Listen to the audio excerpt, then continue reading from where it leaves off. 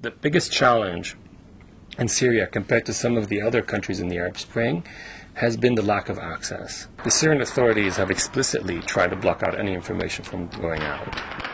The Syrians on the ground, at great risk to their lives, have been filming what's happening. One Syrian activist told me, they've got guns, we've got our cell phones to film what they're doing to us. Homs today is the area that's been the most affected by the repression. And I think the authorities are worried that if they, quote-unquote, lose control of Homs, that will, be the first step towards them losing control of the other big cities.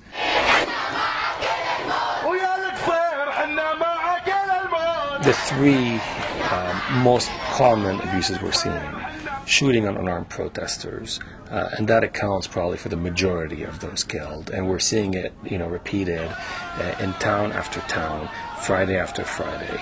The second kind of abuses is simply the arbitrary detention and torture of protesters, bystanders, activists, you name it. They're taking them to the basements of the security services and, almost with no exception, beating them and in some cases torturing them with electric prods and other instruments of torture.